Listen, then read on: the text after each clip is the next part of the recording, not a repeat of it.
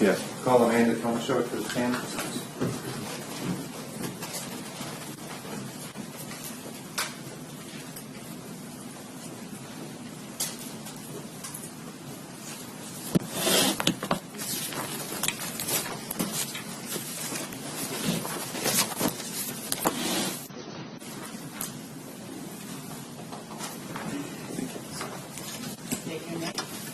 Amanda Thomashow.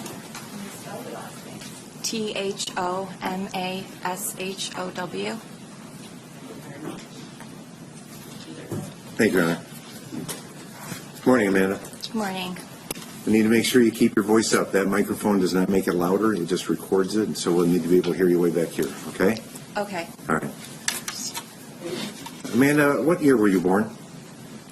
1989, And where did you go to college? Michigan State University. Did you graduate from there? I did. What year? 2012. And with what degree? I have a bachelor's in studio art. And what was your goal at that time? I started my first 2 years at MSU learning pre-med, and I took a little break from medicine, and I did a bunch of art. So that's where I got my degree in studio art. And in the process of creating my body of work for my senior show, I realized that it was all about medicine. I had one painting of what cancer cells look like, and another painting of endometriosis. And I realized after I graduated, looking at my senior show, it was time to go back to school to finish up my pre-med requirements. So in 2014, in February of 2014, I was accepted into the lifelong education program at MSU, and I became a student then again in 2014 to return to school and become a doctor. Okay. What kind of doctor? I wanted to be a neurosurgeon. What's your mom do for a living? She's a pediatrician. Okay. Did you work with her when you were coming through school? Yeah, I did. I actually worked for her for at least 5+ years in her office, working with patients, reception, learning the ropes of how to be a doctor. Okay. In 2014, was there a time that you made a doctor's appointment to deal with some back pain?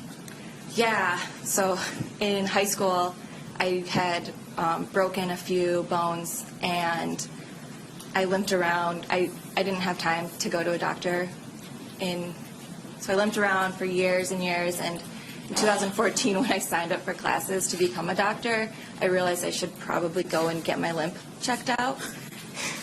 And so I made an appointment with former Dr. Larry Nassar. How did you break a couple bones in high school? Cheerleading. Okay.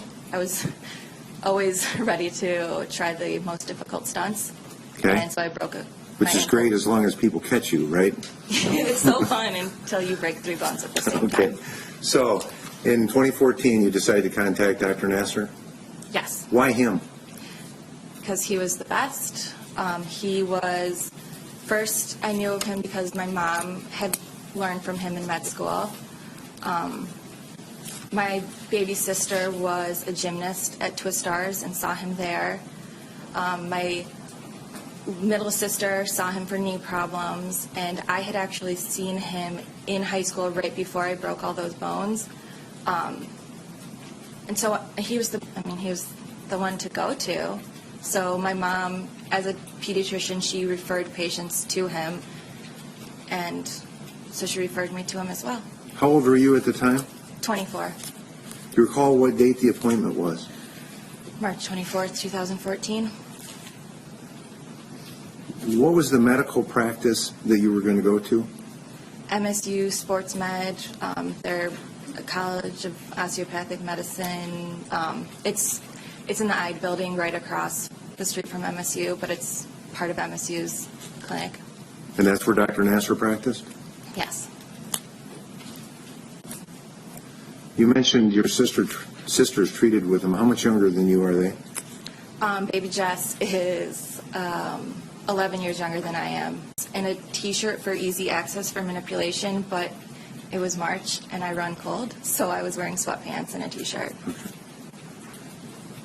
After that, or during that appointment, did you have concerns about what Dr. Nassar did? Yes. And after your appointment with Dr. Nassar, did you talk to anybody about what happened at the appointment? Yes. Who did you talk to? I talked to, first I talked to my therapist, and I talked to a couple friends, and I told a few family members in the first few weeks while I was trying to make sense of what to do, and then I told Dr. Jeffrey Covan at MSU. And did you know Dr. Covan? I didn't know him personally, but I knew him through my family. Again, my mom went to MSU medical school, and my dad works at MSU. I just knew of him, and I also knew that he had been after I was assaulted, I'm trying to figure out who I'm supposed to report to. Obviously, I wanted to report him to a mandated reporter, and I wanted to report to somebody in his practice. And so when I looked up, when I got online, I found that he had at some point been in a leadership role at MSU Sports Med, so it made sense that if he was in a leadership role, he's a physician, I told him he'd have to do something about it. You recall when you tried to contact Dr. Covan? I don't remember the exact date. I know that it was the beginning of April, maybe like the first or second week of April that I called him. Mid-April. Okay. And how did you get a hold of him? I called the directory at MSU. I explained to the woman on the phone that I needed his home phone number because a doctor in his practice had been inappropriate with me, and I didn't want that doctor to intercept the call. And so right away she got me his home phone, and I left a voicemail on his home phone. And did he call you back? Almost right away, within a day or two. So you actually spoke with Dr. Covan on the phone? Yes, I did. And did you tell him that you had some concerns with the sexualized touching by Dr. Nassar? Yes, I explained to him that I had been sexually assaulted. And did you tell him everything that happened in the appointment? Everything. What happened then?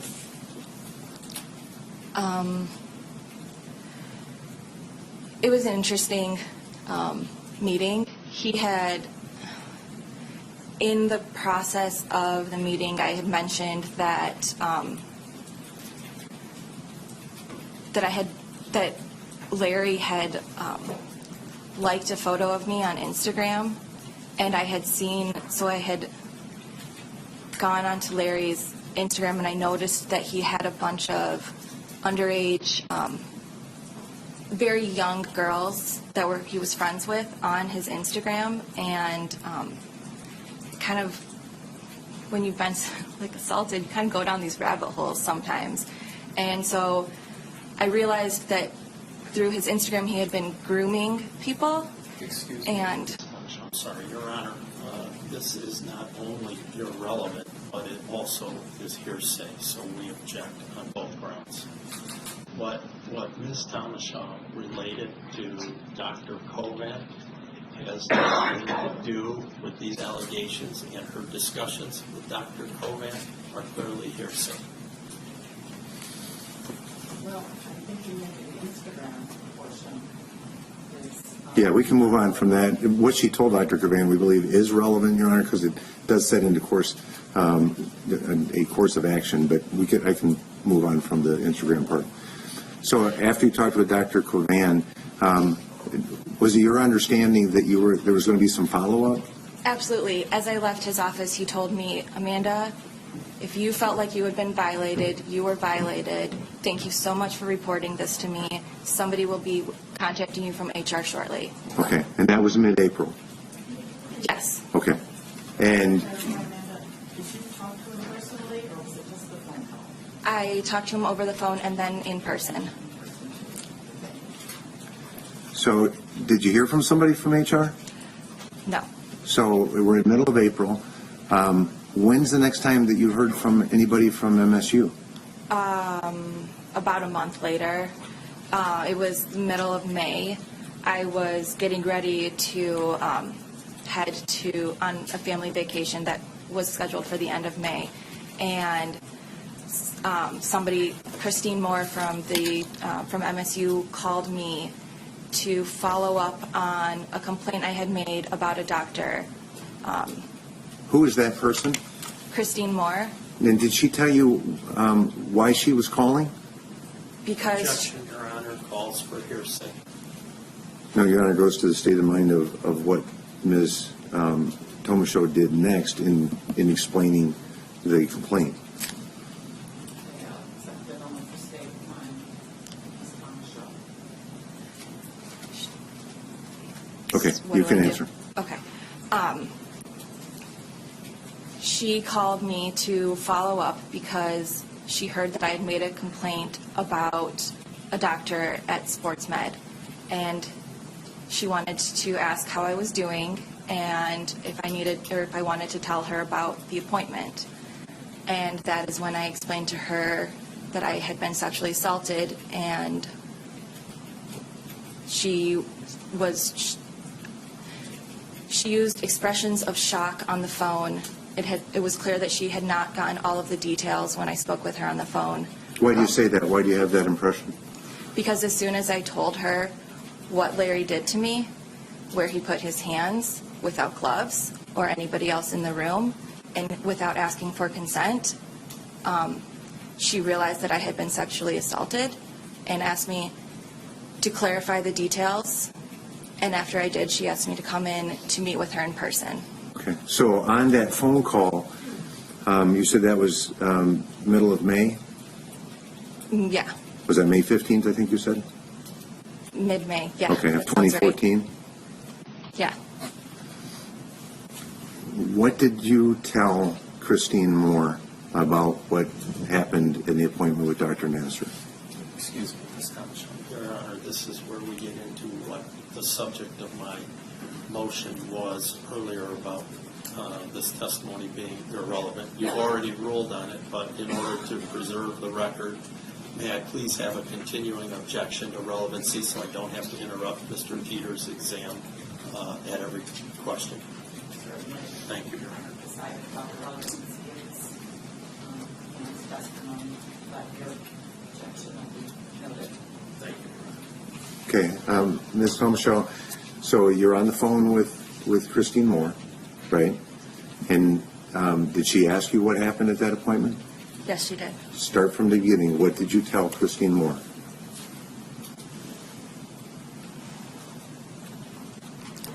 I told Christine Moore about how I showed up at the appointment late, and sorry, I can't believe I have to talk about this.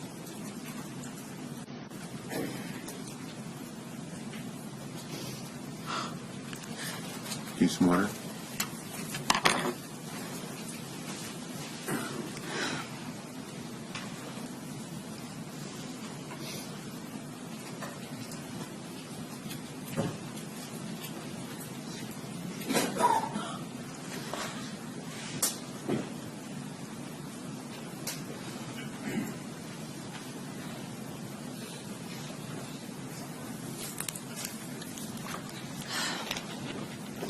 Okay. Okay.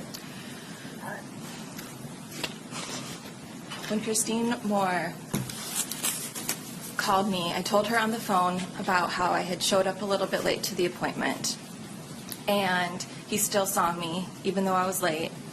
And explained to her that in the beginning of the appointment, he was acting a little bit weird. But there was a resident in the room. There were some lingering touches that felt inappropriate. He kept my foot too close to his crotch. He kept his hand on my bottom, and between my legs for a little bit too long, but there was another woman in the room, and then he, after a long process of, there were x-rays and there were different like stretches that I tried, and I had to walk around the room to show him how my body functioned.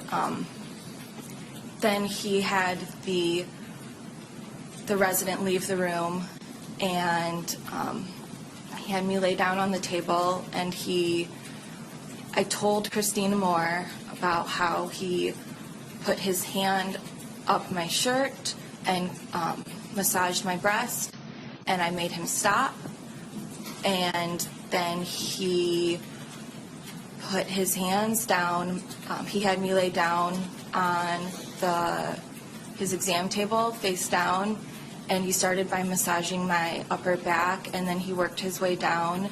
And I told Christine Moore about how he pulled my sweatpants down a little bit to expose my butt crack, and then he slipped his hand in between my butt cheeks and around to my vagina, and he used 3 fingers to slowly massage around my vaginal opening in between my labia, my lips, and I told Christine Moore that I told him to stop, and he told me that he was almost done, and then he tried to insert his fingers into my vagina, and at that moment I pushed up off of the table, and he hid in the corner of the room for a few minutes, and that's when she stopped me, because I had just disclosed a sexual assault to her, and she needed me to come into her office and repeat so that we could make it a formal complaint. So what happened next? She asked me when I was free to come in, and I told her I was going out of town for a couple weeks, but I would be back in the end of May, and so we made an appointment for me to meet with her in her office on May 29th of 2014. And did you meet with her on May 29th?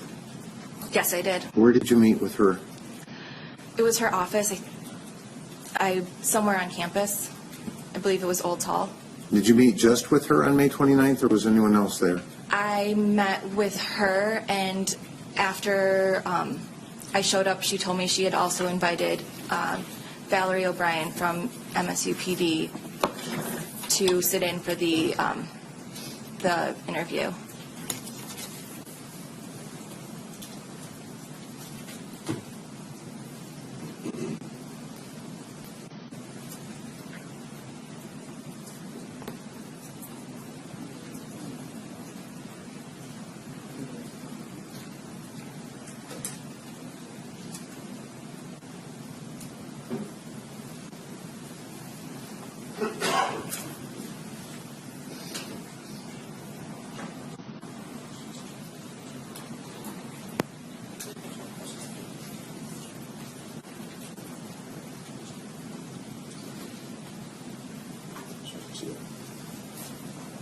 Ms. Thomashow, let me show you what's been marked as proposed exhibit number 1. These are some handwritten notes. And just so we're clear, these are not notes that you made, is that correct? Correct. Okay. And have you seen these notes before? Once. Okay. Excuse me, Your Honor, I'm going to object to Ms. Thomashow reviewing notes that were made by somebody else. These are not even her notes, as I understand it, so it's completely inappropriate to have her testify regarding somebody else's notes. She can testify, obviously, about her personal knowledge to the extent it's relevant, which I don't believe it is, but you've already ruled on that. So personal knowledge testimony is fine, but testifying regarding somebody else's notes is completely inappropriate. Could that be relevant? Your Honor, the purpose of this is because we have a chain of contacts. We've already talked about Dr. Covan, and then clearly what was relayed from Dr. Covan to Christine Moore was not accurate and was not complete. These are notes that were taken by Christine Moore of that May 15th phone call before she then conveyed the information to Paulette Granbury Russell. Christine Moore be testified? She will, but what I'm asking is that if Amanda can review these notes to see if that's an accurate reflection of what she told Christine Moore on the phone, so that there's not a break between, okay, wait a minute, I didn't get it right, or I was never told that, or whatever. The bottom line is, she's the best person to take a look at those notes and go, yes, that accurately reflects what I told her on that phone call. Because that's the whole issue, is that if it didn't get relayed from Covan to Moore, but it did get relayed correctly to Moore, and then from Moore to Paulette Granbury Russell. So it should be a simple answer. Yes. That reflects that for no. That's correct. Again, Your Honor, she can testify, because you've already ruled it's relevant, what she told Christine Moore, but it's right. She already has testified to that, and it's inappropriate to look at the notes. Moreover, it is completely irrelevant what Covan related to Christine Moore and whether he accurately related to Christine Moore accurately whatever Ms. Thomashow may have told him. That has nothing to do with these charges.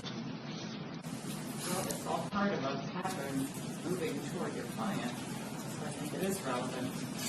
So I will take a brief answer acknowledging she agrees with those notes, but she doesn't agree with them. Okay. Amanda, can you take a look at and read through those notes, and then I'll ask you a question.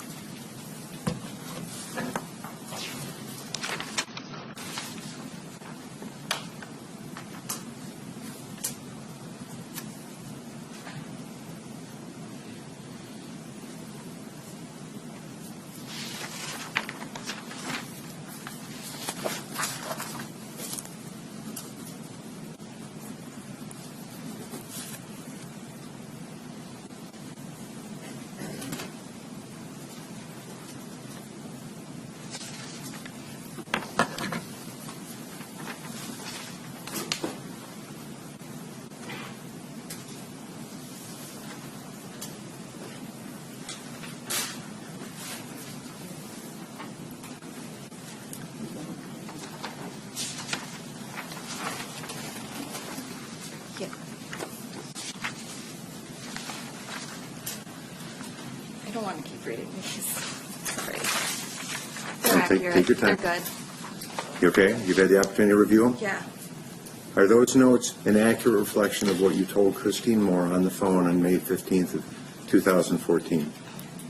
Yes, they're a very accurate description of everything I told her, and plus some that I didn't even remember. Okay, thank you.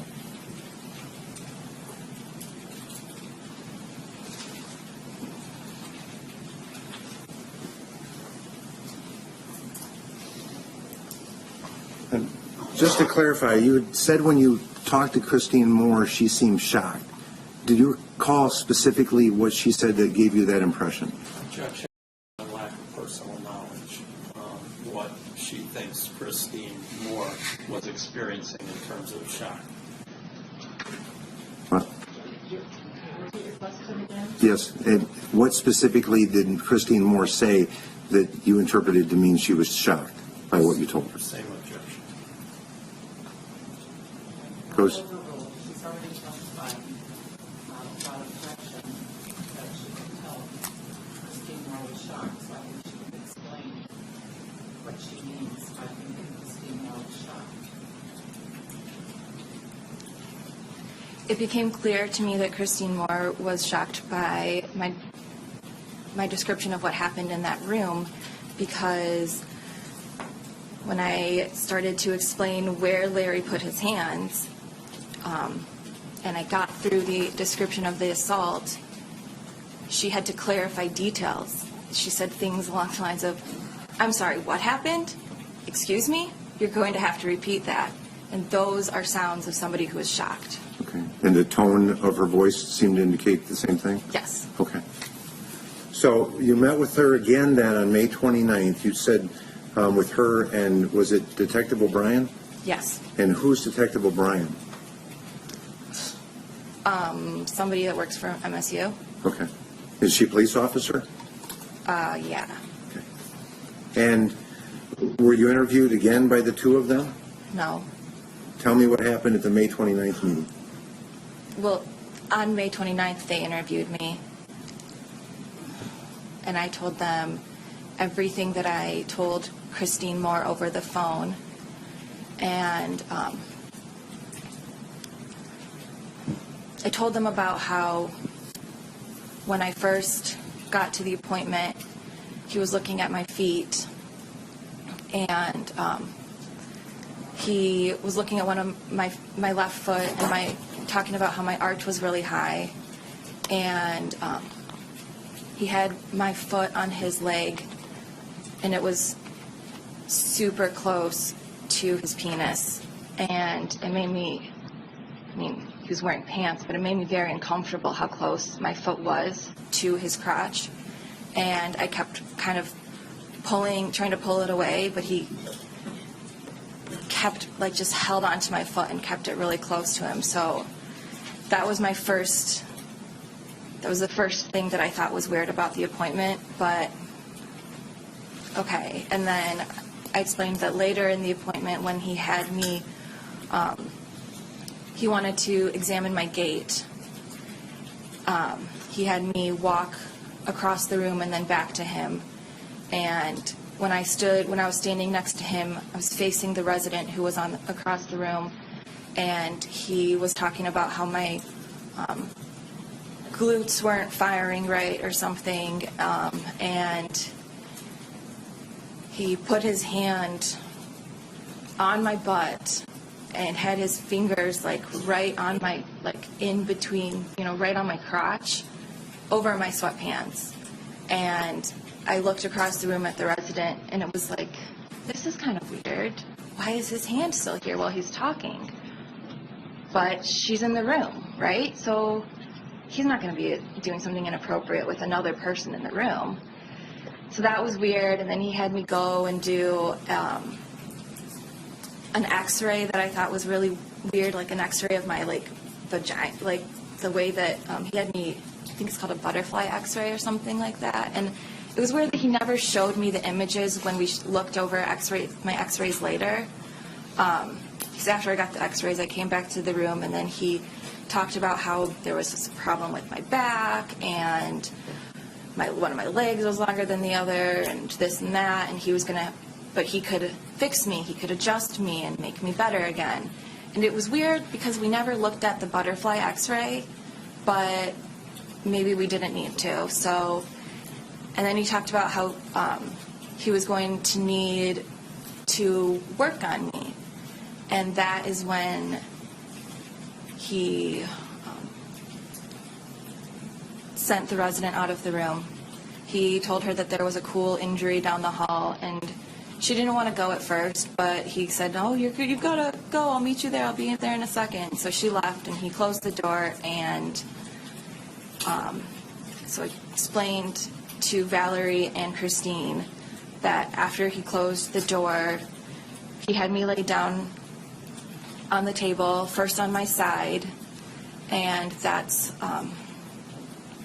when he put his hand up my shirt, above my bra, and started massaging my breast. And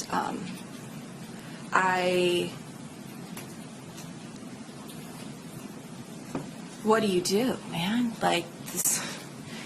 There's this Olympic healer doctor, and now he's massaging my breast. And so I thought, maybe I'm wrong. Maybe I'm misreading this. So I said, actually, that's not what I'm here for. And he had my arms kind of around me, so I pushed him off of me, and I was like, let's just work on my back.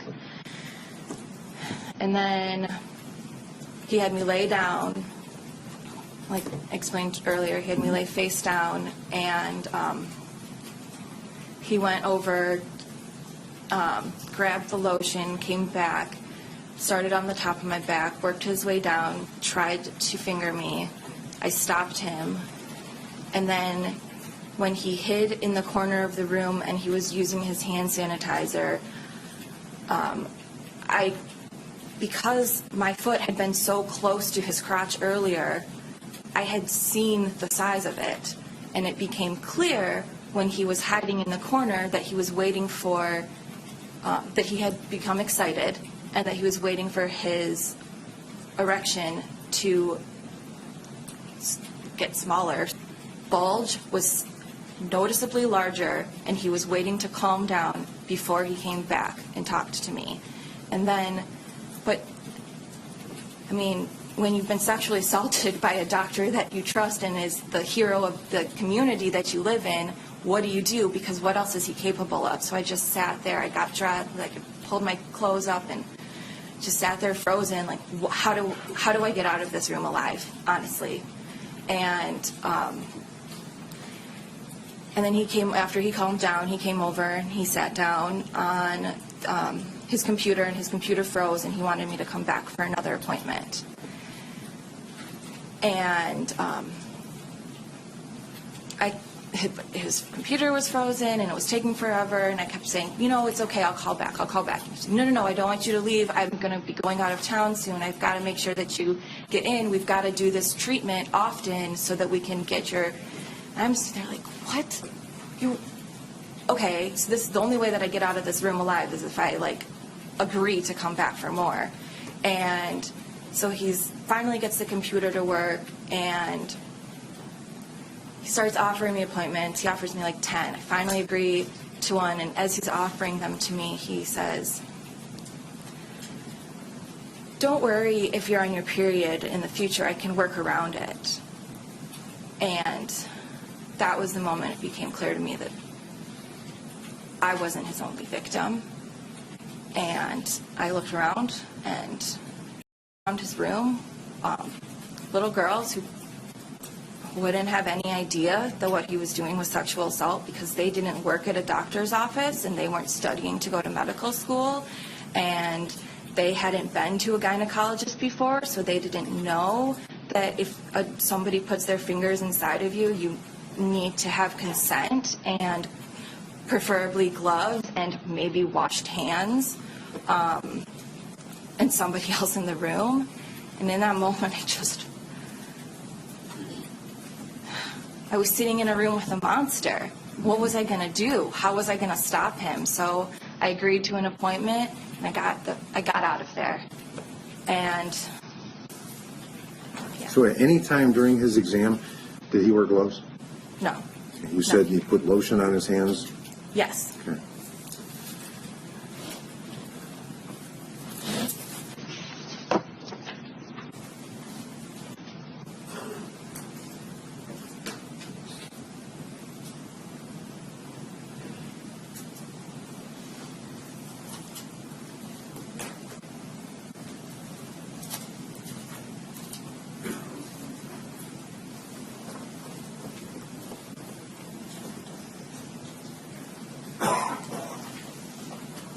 Amanda, let me show you the markers proposed exhibit number 2. And this is another set of notes that were, and again, I know they're not your notes, but they were taken by Christine Moore at your interview on May 29th. Could you take a look at those, please?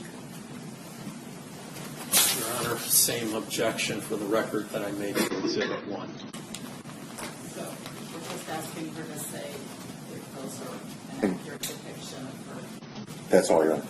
So I would accept any answer for that limited reason. Okay, I need you to read through those, Amanda, and tell me if those notes are an accurate reflection of what you told Christine Moore and Valerie Ryan on the May 29th, 2014 interview. Do we know what was whited out here? No. Okay.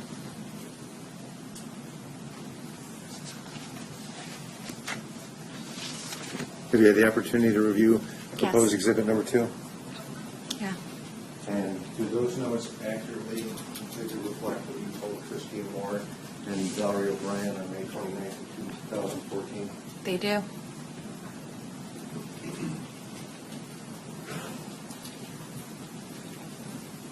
After you told them what happened to you, did either Christine Moore or Valerie O'Brien refer you to a victim advocate or a sexual assault counselor? Objection, Your Honor, completely irrelevant to these charges. Would that be relevant? Well, Your Honor, it goes based on their interview. There's certain things that should have been done with the Title IX investigation. so in following up on a victim interview of sexual assault, one of those things would have been refer them to somebody to deal with it. But that's not what we're here for. It's for anything related to what Dr. Simon knew, not whether Valerie and Christine jumped through the appropriate hoops. Right. Other than something that would be part of the route of information to Dr. Simon. I understand, but the mishandling of this complaint from that point, and including the closing it in early July, is part of the problem that was under the defendant's supervision at the time that she came back and interviewed with us in 2018. It literally, from the time this is reported to the time she talks to us, it's all under the cloud of what they screwed up with on this investigation. And that's what establishes both personal and school liability, not only for the Office of Civil Rights, but also for the civil cases that then follow. He's trying to put Michigan State on trial, Your Honor. That's not why we are here. Your Honor, you can't get away from the fact she's the president of Michigan State. The decisions that she makes and that the university follows establish liability for her and the school. There's no way to say, well, that was just MSU, that's not me. She was running MSU. So you can't separate that liability. Because the other thing is, when she screws up and the university is liable, she's liable. Is this going to be a yes or no question? Yes. Yes, it is, Your Honor. Did anyone, Christine Moore, Valerie O'Brien, or anybody else refer you to either a victim advocate or a sexual assault counselor after you reported this incident? After they told me that I hadn't been sexually assaulted, yes, they did. Okay. And then, did you have any more contact with Christine Moore after that May 29th interview? A few email correspondence. I just had to sign some paperwork for record releases and follow up on some phone numbers for my friends. And then she asked me to come back into her office on, I came back on July 10th. And did you meet with her then on July 10th? I did. What was that meeting for? She wanted to meet with me and go over some pieces of the investigation. She had interviewed witnesses and Larry at that point, and so she was calling me into the office. I was under the impression that I was going in as a follow-up, and then she sat me down and got out a diagram,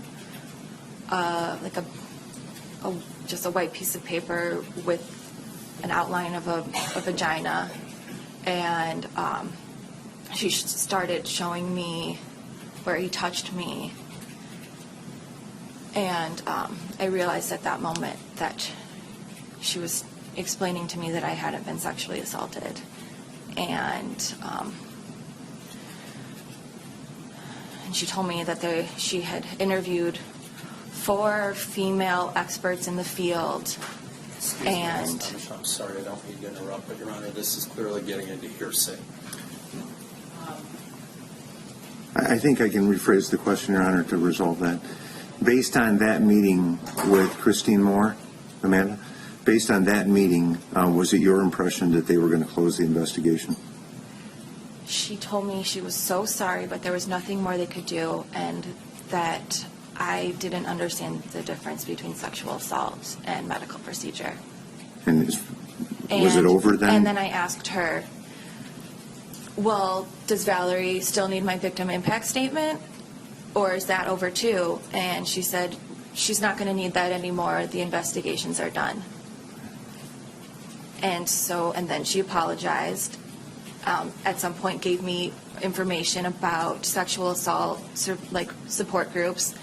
And when she apologized, I told her, you're not sorry, don't apologize to me. And I stormed out of her office and slammed the door. And that. Did you ever have any other contact with Christine Moore on this investigation?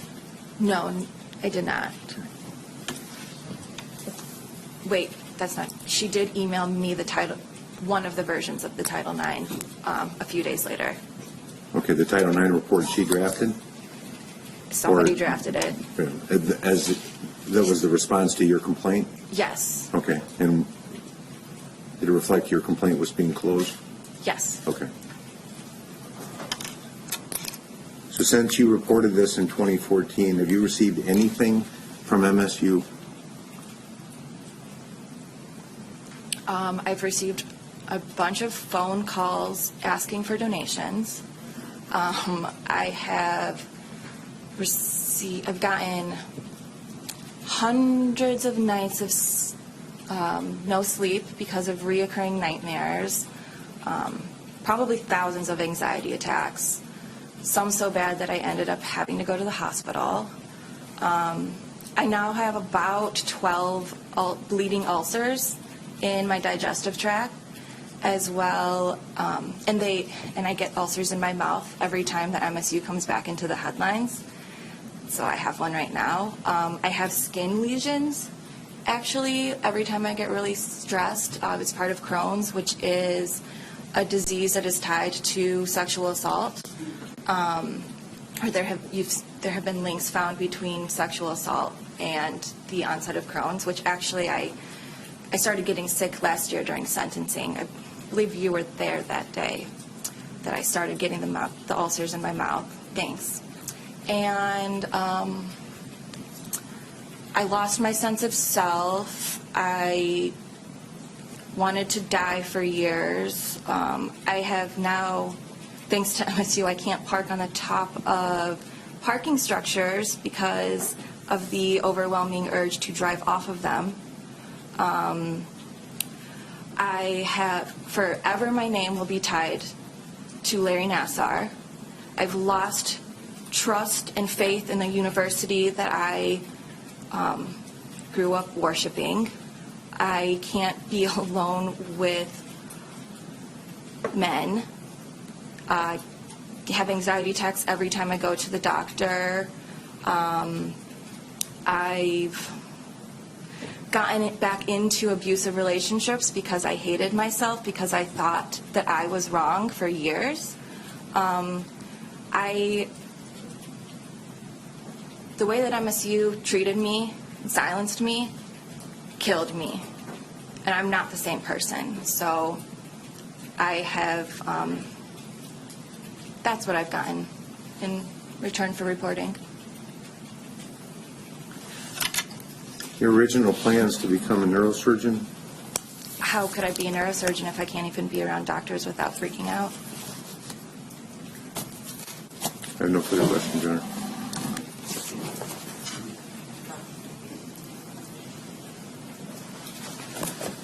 Good morning, Ms. Thomashow. My name is Lee Silver. Along with my co-counsel, Mr. Morgan Roth, I represent the defendant, Luanna Simon, in this proceeding. And I speak for Dr. Simon and my co-counsel as well as myself when I say I know this is difficult for you, and we do admire your courage, and we're very, very sorry for what you endured at the hands of Larry Nassar. I do, however, have to ask you some questions. However, I do not intend to get into the details of your examination, and I'll try to be as brief as possible, okay? I understand from your testimony, Ms. Thomashow, that you were interviewed on 2 occasions by Christine Moore. Is that correct? Yes. The first interview took place on May 15, 2014. Is that correct? Yes. And you described that as a telephone conversation that took place between you and Ms. Moore. Is that correct? Yes. Nobody else participated in that phone conversation, correct? You would have to ask Christine Moore.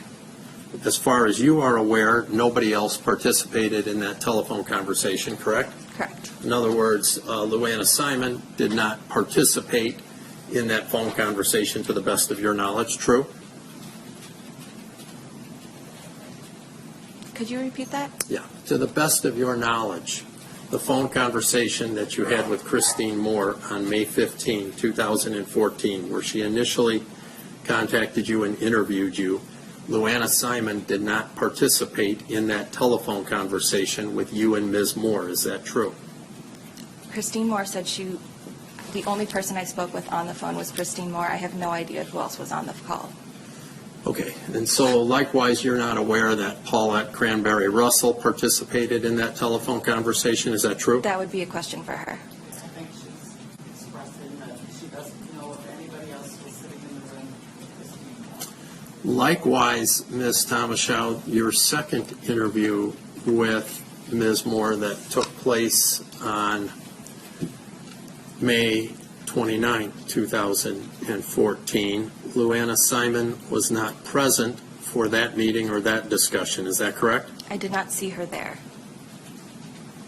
Well, if you didn't see her there, would you agree that she was not there, to the best of your knowledge? Okay, that's splitting hairs. I don't think Dr. Simon is hiding under Right. specific employment. Likewise, Paulette Granberry Russell was not present for that meeting, is that true? I did not see her either. Okay. So the only people you saw at that meeting was Christine Moore and Detective O'Brien from the MSU Police Department, is that correct? Correct. And it was your understanding that the reason a police officer was present is because the police were also doing their own investigation into your complaint against Larry Nassar? Christine, when I showed up, she said she had called the MSU PD as well, and I didn't really know. Well, are you aware, Ms. Thomashow, that the Michigan State Police did do an investigation and forwarded the results of their investigation with a recommendation that charges for CSC fourth degree be brought against Larry Nassar to the Ingham County prosecutor? I found out about that last year, yes. And you're aware then that the Ingham County prosecutor refused to bring those charges that had been recommended by the MSU Police Department, correct? I'm aware that there was a statement that said, based on current report, there will not be charges pressed. However, who was it? Rousseau recommended that Valerie O'Brien contact people from outside of MSU.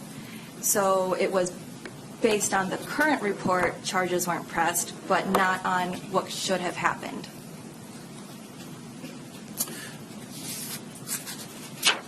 Prior to 2016, did you ever discuss Larry Nassar or your complaint that Larry Nassar had sexually assaulted you with Luanna Simon? No. Prior to 2016, did you ever exchange any written communication with Luanna Simon regarding Larry Nassar or your complaint that you had been sexually assaulted by Larry Nassar? No. Prior to 2016, did you have any communication of any type, written or verbal, with Luanna Simon regarding any matter? I did occasionally see her at tailgates. There's at the U of M MSU game. My father's a distinguished professor, and so we did come in contact, yes. Okay, but no discussion regarding Nassar or what happened to you during your exam, nothing like that, correct? Not really football talk, no. And likewise, you never had any communications of any type with Paulette Granberry Russell regarding Larry Nassar or your complaint that you had been sexually assaulted by Larry Nassar. Is that true? Correct. May I just have one moment, Your Honor?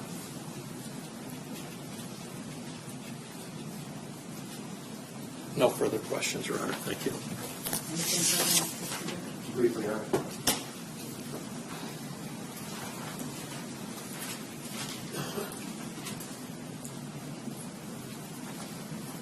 Thomashow, let me show you what's in the first proposal, Exhibit 3. You had mentioned in your testimony you received an email from Christine Moore that included a copy of the Title IX investigation results. Can you look at proposed Exhibit 3? Is that the copy that you received?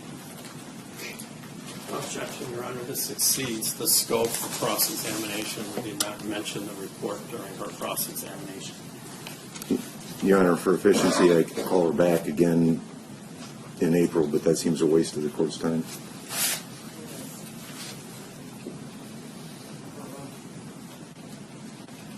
Sorry, Okay. what was the question? No, you can answer it. Is that the copy that you received? Yes, because this has the shortened conclusion. Okay. Move the admission of proposed exhibit 3. Your Honor, she didn't prepare the report, and it's clearly hearsay. So-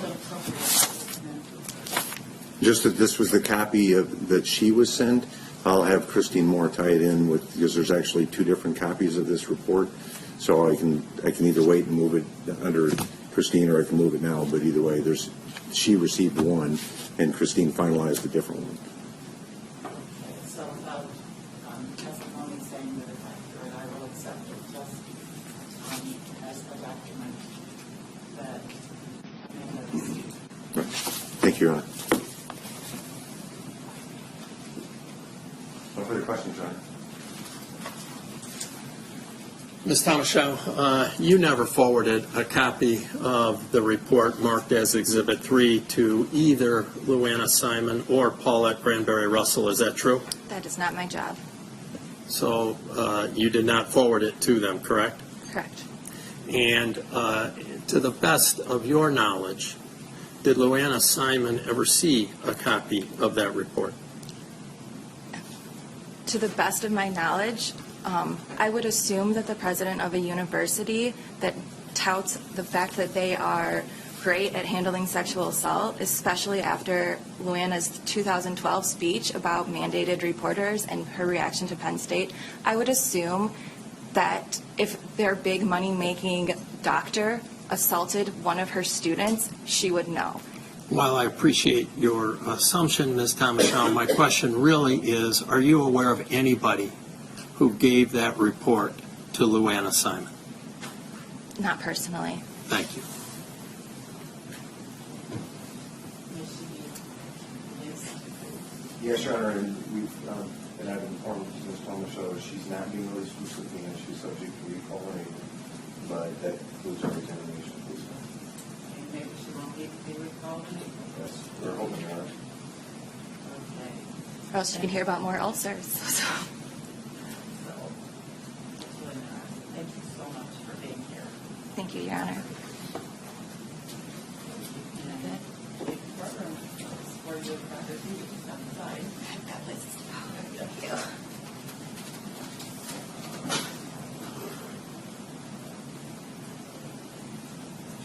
There's nothing further at this time, Your Honor. Okay. We have new dates starting April 5th. I think it's April 8th, 9th, and the 16th, Your Honor. I think Mr. Peter is correct, Your Honor. Okay, that's right, April 8th, 9th, and 16th, starting on the 8th at 9 a.m. And, do you have anything else to deal with today? Thank you, Your Honor. Your Honor.